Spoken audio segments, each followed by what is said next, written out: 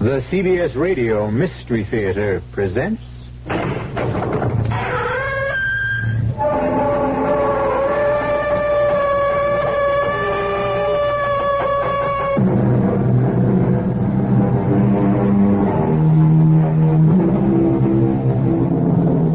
Come in. Welcome. I'm E.G. Marshall. An ancient Chinese anecdote tells of a poor man who meets a philosopher. The poor man begs for charity. The philosopher says, "Look at that pebble." He points to a tiny stone. The stone turns to gold. The poor man says, "May I have something bigger?" The philosopher points to a rock, and it too turns to gold. The poor man again asks for something bigger. The philosopher points to a mountain. The entire mountain turns to gold. The poor man is still unhappy. Finally, the philosopher asks, "What do you want?" And the poor man replies, "I want your finger." The moral of this and the tale you're about to hear, you can't satisfy everybody. No, don't come near me. Please, don't. You'll kill me. Yes, I will. You can't get away. Don't stick me with that. It won't hurt. I don't want to die. I don't want to die. You should have thought of that before. You, of all people, you know, there's no such thing as the perfect crime. Oh, that's nonsense, my dear. There are hundreds, thousands, for all we know, millions of perfect crimes. Why, every unsolved murder is a perfect crime. And yours wasn't even a murder. It will look like a perfect accident.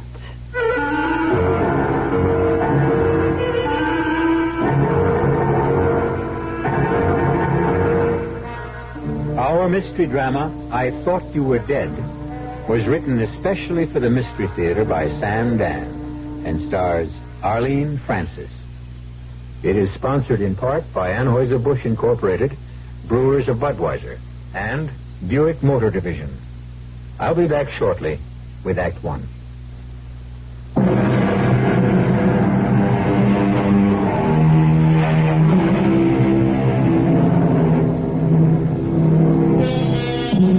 A statement, a slogan, should never be accepted merely because it is widely held and seldom challenged. For instance, they say, "Dead men tell no tales." But this is not necessarily so, as many a murderer has discovered, but too late. A dead man, especially a recently dead man, can tell a veritable anthology of tales to people like doctors and detectives. But what has all this to do with Jennifer Partridge? Jennifer Partridge, sleek, slender, sophisticated Jennifer. In exactly 10 seconds, the telephone will ring in Jennifer's elegant penthouse apartment, and Jennifer is going to speak to a dead man. Hello? Hello? Yes? Jennifer? Who is this? Jennifer? Do you have to ask? But it isn't. It can't be. It is, Jennifer. It is. No. No. What's the matter with me? I What couldn't have been? It's crazy. How could it be, Scott? I won't answer it. I won't. Yes, I will. Now listen here. What kind of obscene practical joke do you think this will... Oh, Paul. Now, what was that all about? Oh, some idiot. Look, is everything all right? Everything's fine. You sure? Yes, I'm positive. I called because I find I have to cancel your appointment for tomorrow afternoon. I'll have to leave town for a few days. When can we schedule another appointment for you? When? Well, I know how busy you are.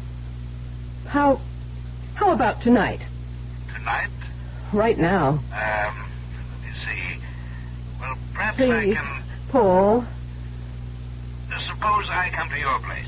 Yes, Paul. I'll see you soon. Goodbye. Thank you, Paul. Oh.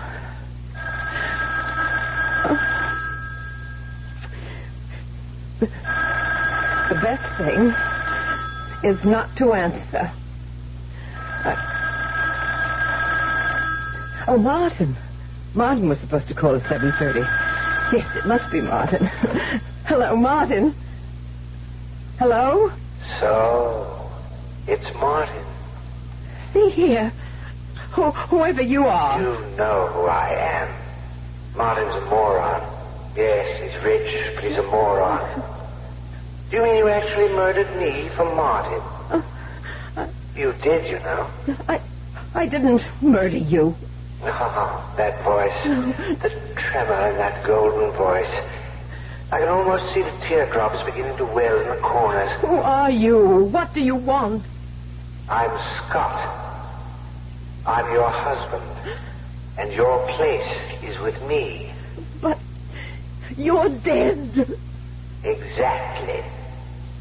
Exactly.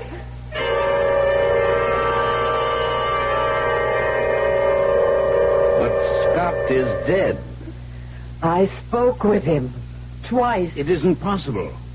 Paul, I know Scott's voice. A practical joker. Someone could imitate Scott's voice, perhaps, but what? But not the way Scott talks.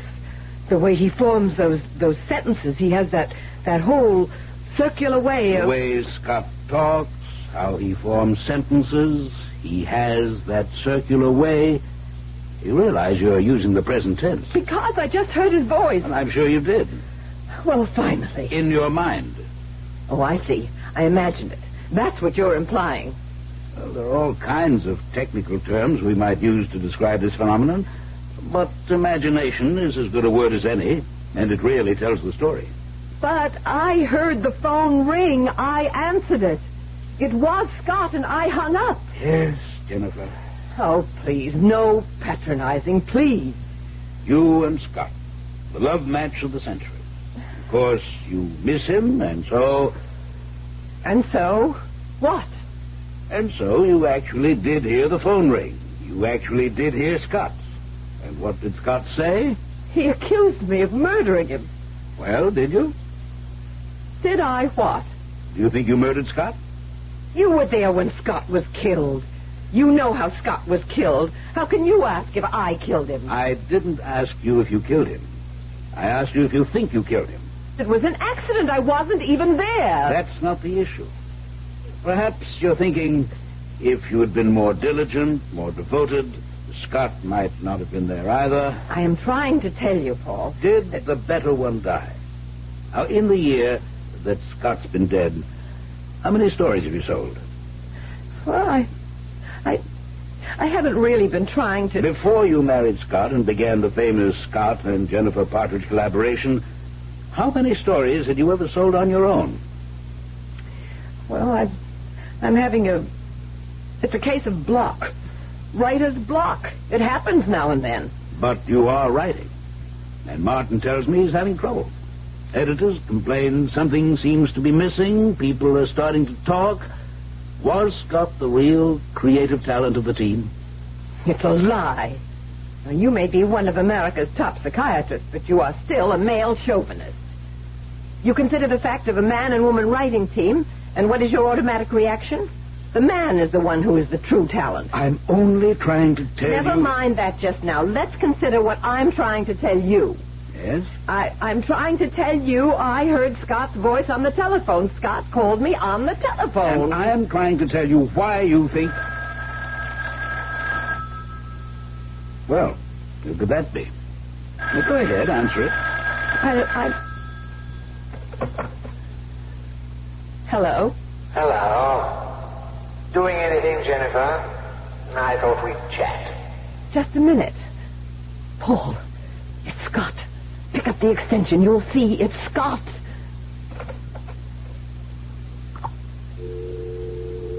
There's no one on the line. It's just a dial tone. But it was Scott. He hung up. He didn't want you to hear him. But he spoke to me. He spoke to me. Jennifer, he's dead. Is that a fact? But I tell you... Is it a fact, yes or no? Yes. Then these conversations can only be taking place in your mind. But it seems so real. So real.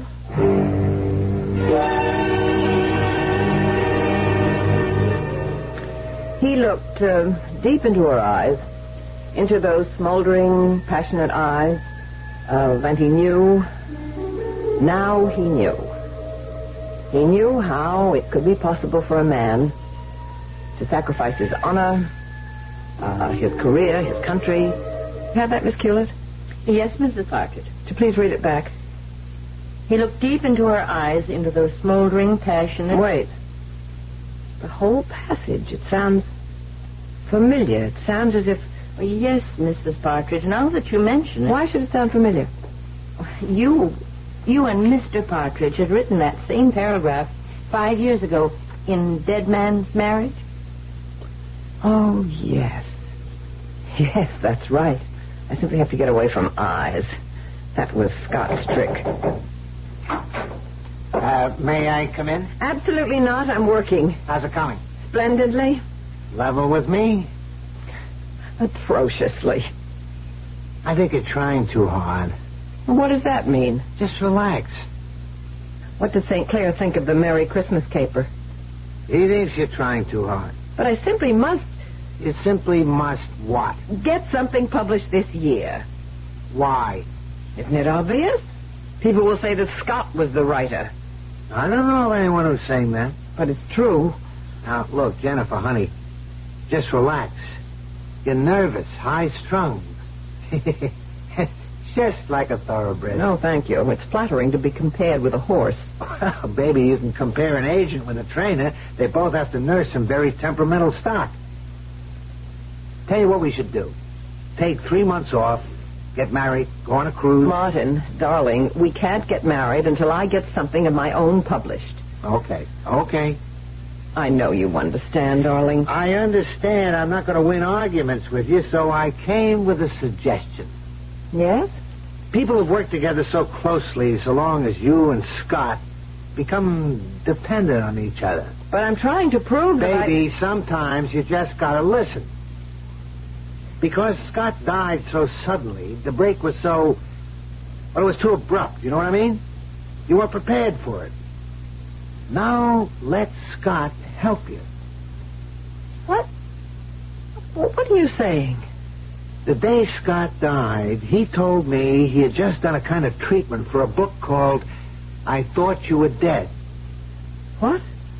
You know how he was? He'd fill up a whole yellow pad with a storyline. Well, he said he just did something called I Thought You Were Dead. Why not finish it? I don't know what you're talking about. What? You mean you're not aware of the story? No, Scott never discussed it with me. But he said he had written 11 yellow pages. He had the whole plot. Miss Hewlett? Yes? Have you seen 11 yellow pages? You know, the kind Mr. Partridge would do by hand. Oh, no, Mrs. Partridge. There. But Scott said he wrote it up. Are you sure you haven't seen it, Miss Hewlett? No, sir. And I generally know where everything is. Jennifer, you have to write it. But Martin... Look, this whole thing is psychological. For years, you and Scott worked together. He became a habit with you. Well, not everybody can quit a habit cold turkey, so move away from him gradually. See what I mean? But we don't even know where the outline is. It has to be in the house. We'll turn the place inside out and upside down. We'll find those 11 yellow pages. Now, let's start looking. I can tell you, Martin, no one will ever find them. Because long ago they had been reduced to ashes. No earthly power can ever recreate them into Scott's original yellow pages. I burned them, destroyed them completely. I had to. Because otherwise, people might discover how I murdered Scott.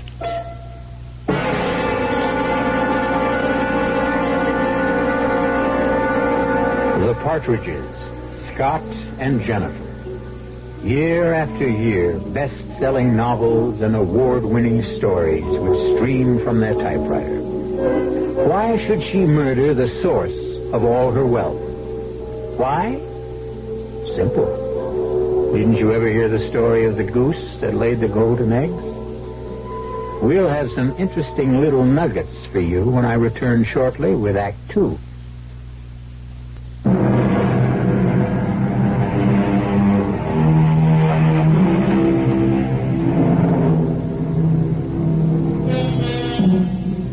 Yesterday, the phone rang, and Jennifer Partridge answered it.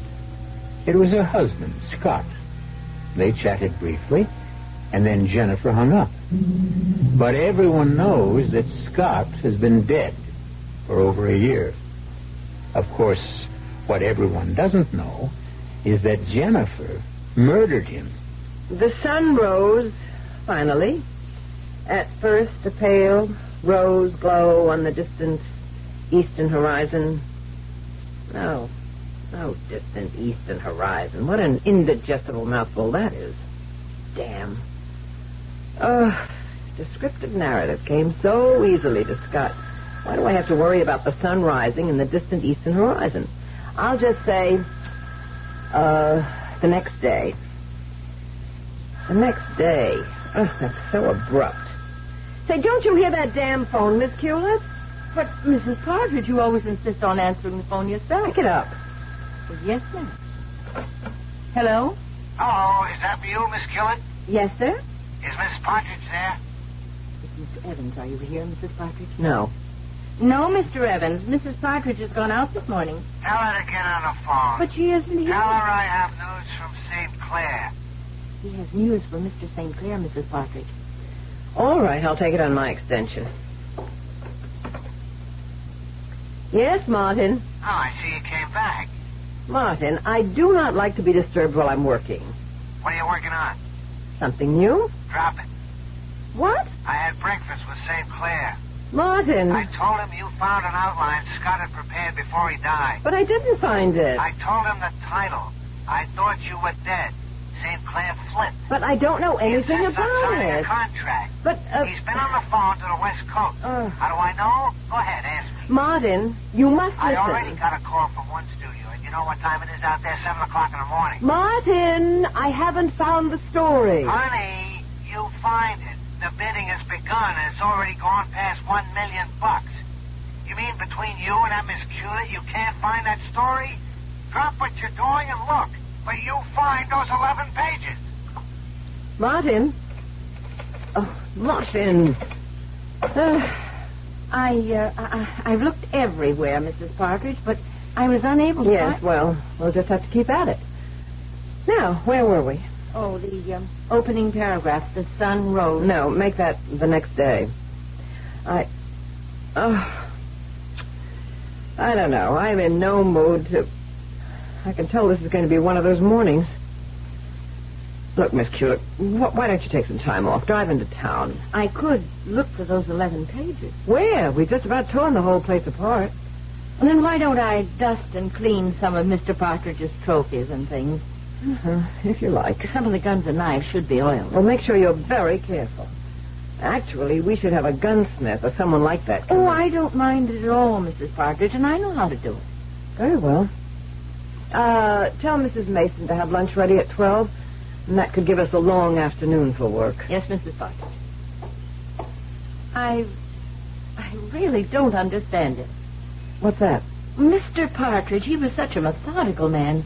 You know, a place for everything and everything in his place. Yes, I remember. That little homey cliche used to drive me wild sometimes. Now, every time he would finish writing his notes or whatever on his yellow pad, he would always tear off the pages and put them in his right-hand desk drawer.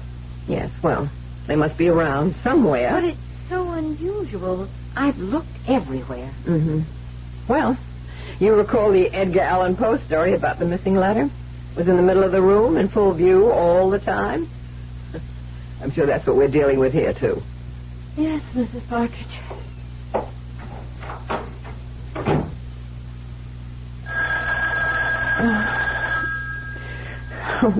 All right. All right. I'm not afraid. Hello? Hello, darling. Scott? Yes, darling. It's Scott. Who are you? What do you hope to gain by... Dearest, I miss you.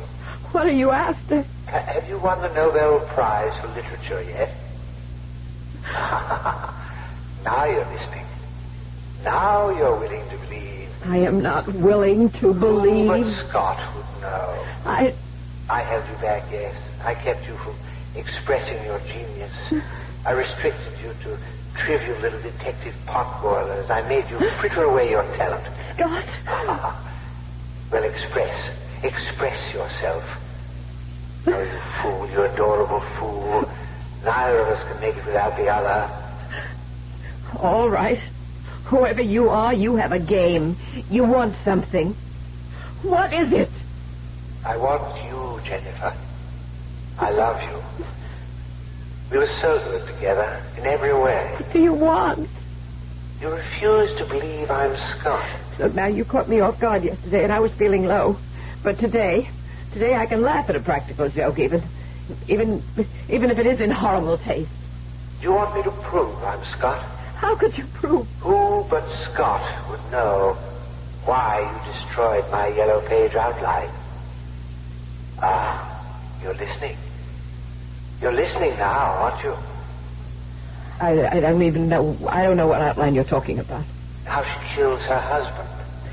And I left it lying around. I didn't think you'd use it to kill me. I didn't. Well, it doesn't matter now, darling. It doesn't matter.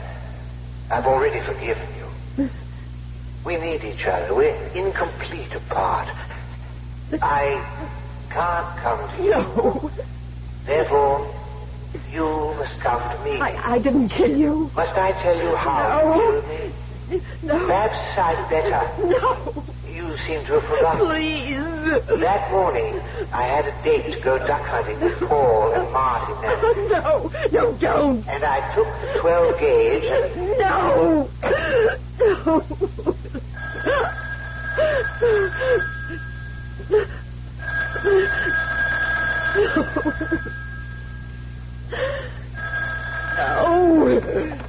You know you have to answer, darling. You know. Don't ever hang up on me again. I'll keep calling back.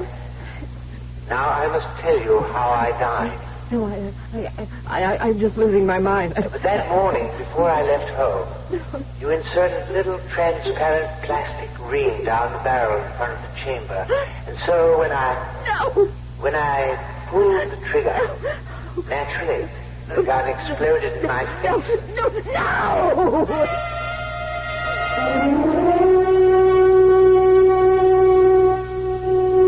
Miss Hewlett found you lying on the floor.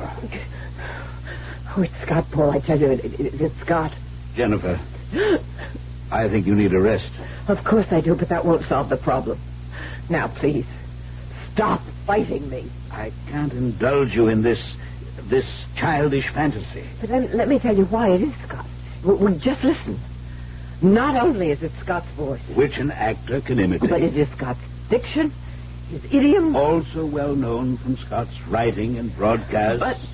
But there are things that were known only to Scott and me. How we felt about our writing and the quarrels that we had, and even... Yes? Even an outline that no one else could know about. Well, I knew about it. Scott mentioned it to me and to Martin that morning. Well, you too. You were the only ones who knew. All right, Jennifer. Let's face it. These conversations, they really are taking place, but in your mind. Paul, you simply have to believe that Scott is on the telephone. Guilt and remorse. First, you thought Scott was holding you back, getting a free ride on your talent. I never said... You're talking to me, Jennifer. You wanted to be free of him. An accident happened. Scott was killed. Your wish came true. I never wanted Scott to Not consciously. But when he died, that wish did come true.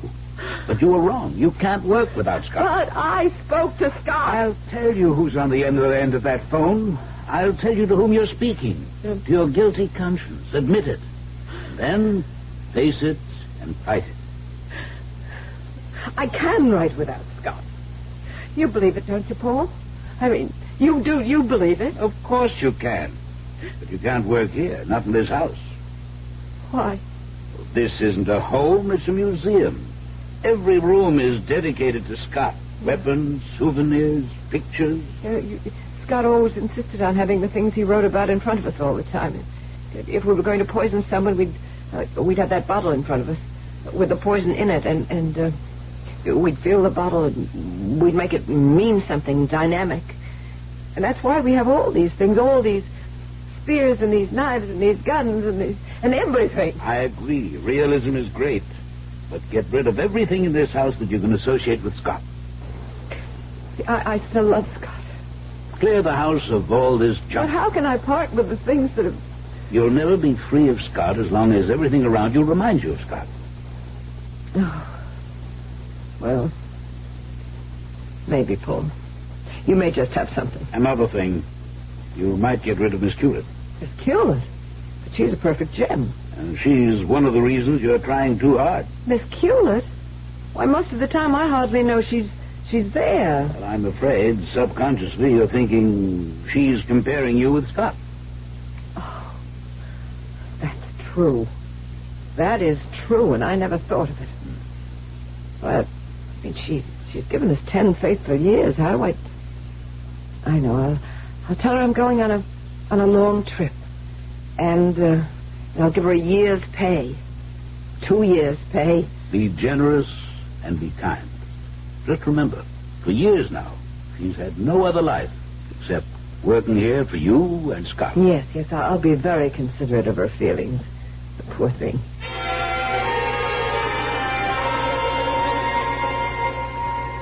And so it might very well be a year before I come back, Miss Hewlett. I understand, Mrs. Partridge. And if you should like to, go to work again soon, why, Mr. Evans knows of a great many interesting openings. Oh, that would be very kind of him.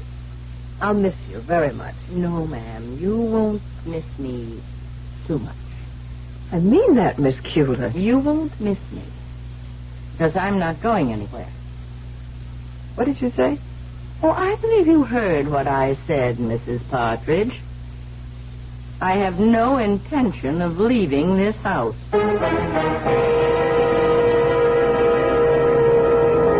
Now, what's this? What makes Miss Hewlett think her employer can't fire her? To say, I have no intention of leaving this house. Meek, Miss Hewlett? We will have to hear some more from Miss Hewlett before we can properly evaluate this latest development. And we shall, when I return shortly with Act 3.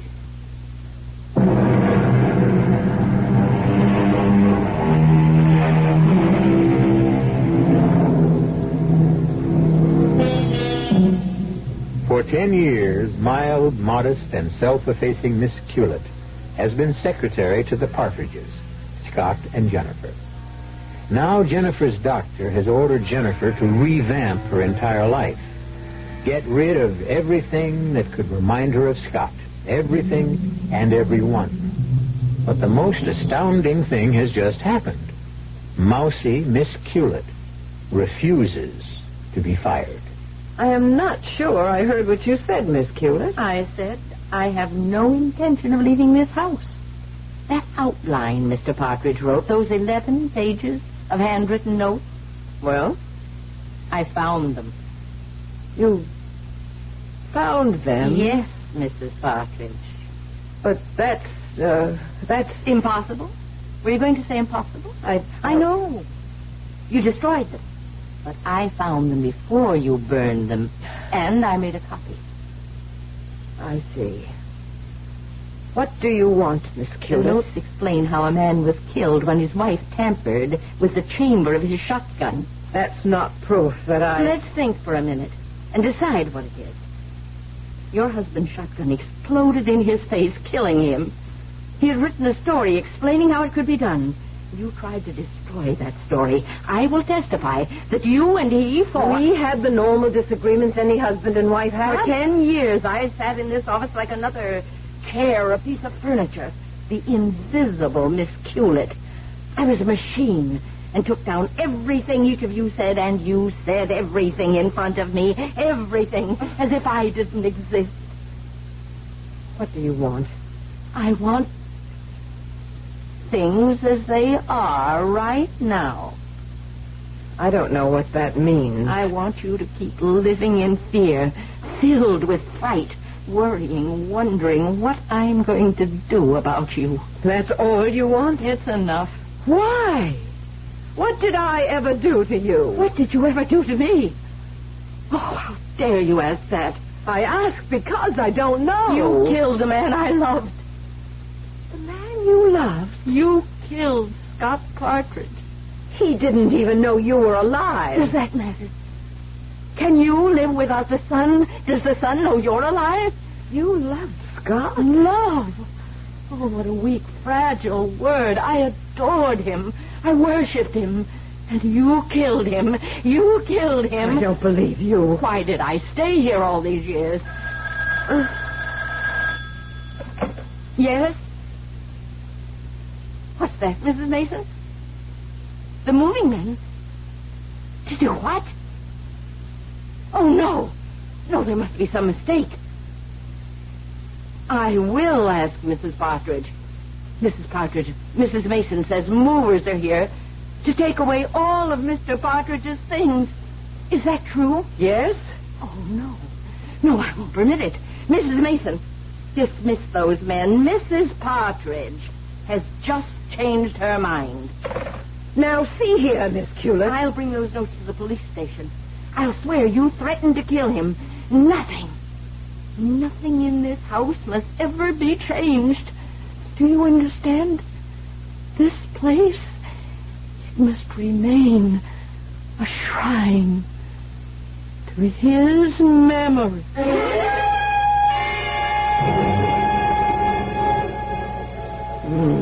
No. No, I don't care. I know I'm better. I was always better. I'll kill her. I'll kill her too. No, don't ring. No, I won't answer. No, I won't. I won't answer. Jennifer. Hello. No, Jennifer. You're not. No, you're not. Jennifer, wake up. You're not. Jennifer, wake up. Oh, Paul. You were having a nightmare. No. I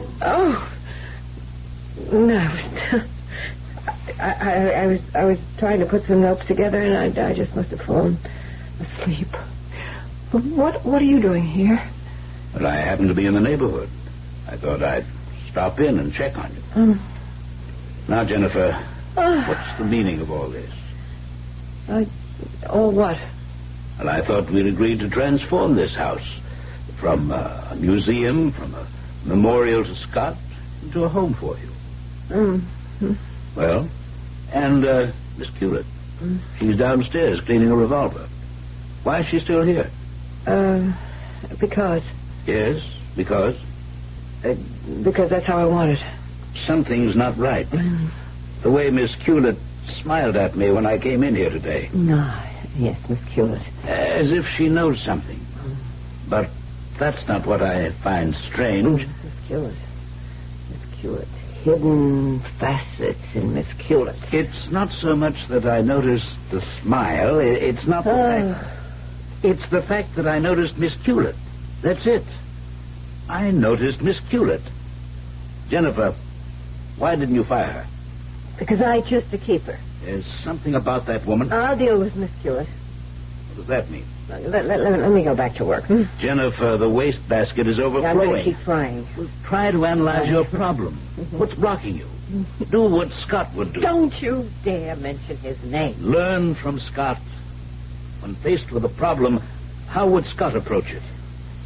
Scott would say, 3 magic Words. And what were they? Who, why, how. Who, why, how. Every good story must have a strong who, a logical why, a believable how. That's the telephone. Shall I answer? No. Because if you answer, there'll be no one on the other end. Let me. Hello? Hello, darling. Scott. Jennifer, it can't be Scott. How is the writing coming, darling? Who, why, how. Jennifer, you know the how. It's Scott's voice on the phone. Now discover the who and the why. The who and the why. What was that, darling? The who and the why. You remember who, why, and how, don't you, Scott? Dearest, I don't remember. Yes. You are a phony. And the little game is over. And it nearly destroyed my mind. But no more.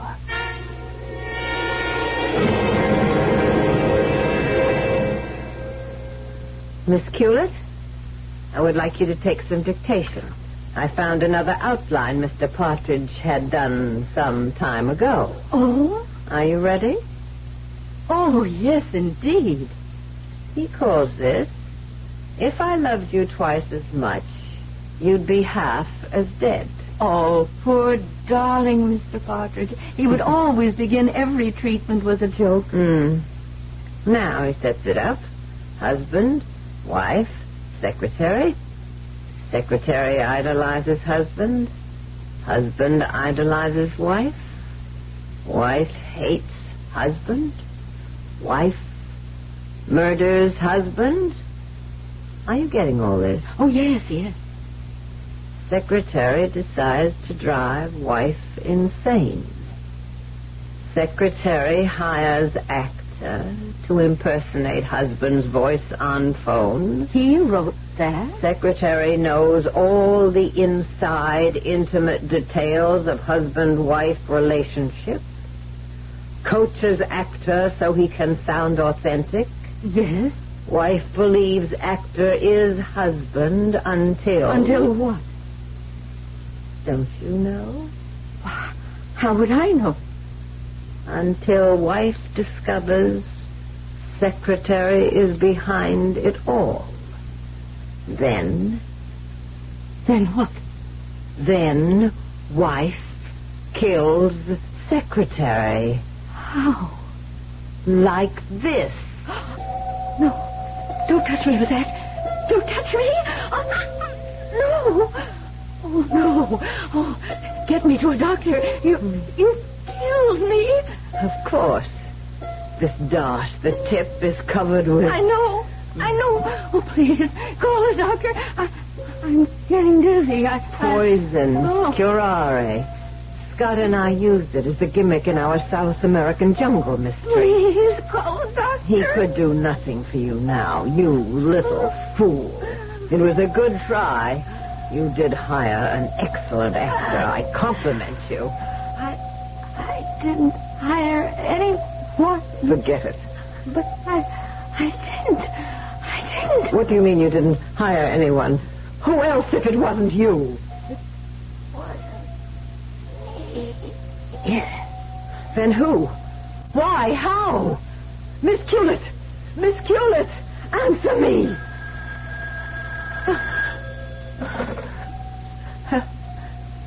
Hello? Darling. No. Why did you kill her, poor thing? Oh, please. Who are you? Who else could I be? Scott? Scott! Darling, you killed so quickly for such trivial reasons. Poor girl, she'd have done you no harm. Me? Couldn't you be generous enough to share part of the fame with me?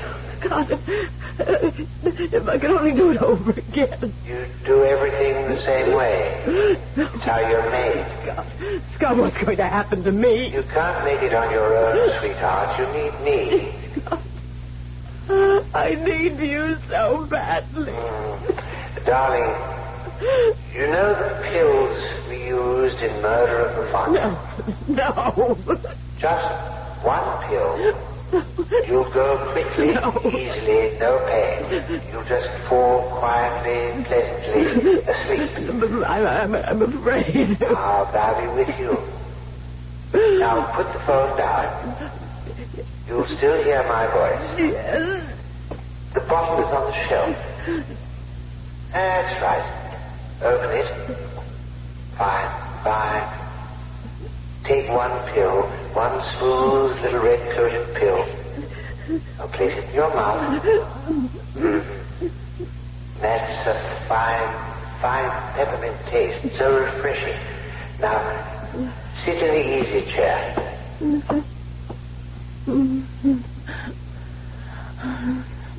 Oh, Scott. I'm so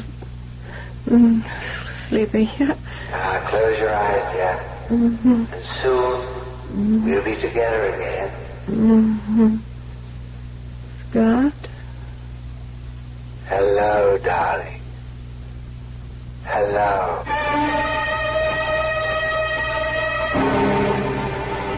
And hopefully they are together again.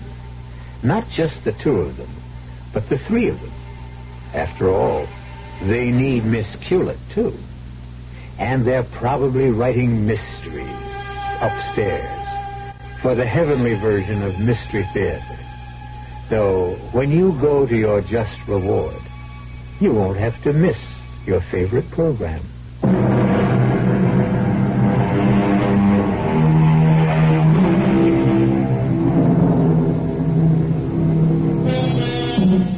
Well, tonight we did more than just entertain you. We also taught you one of the tricks of the trade. Who, why, how. Those are the three magic words. Our cast included Arlene Francis, Mary Jane Higby, Robert Dryden, and Guy Sorrell. The entire production was under the direction of Hyman Brown. Now, a preview of our next tale. It isn't my father's body. Now. Edward, I tell you, it isn't. You knew my father. He was much taller. And he was thin. By heaven, you're right. But this makes no sense at all.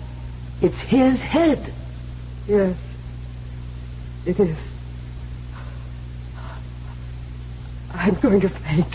Outside, quickly. I'll join you. Miss, what is it, miss? Something horrible.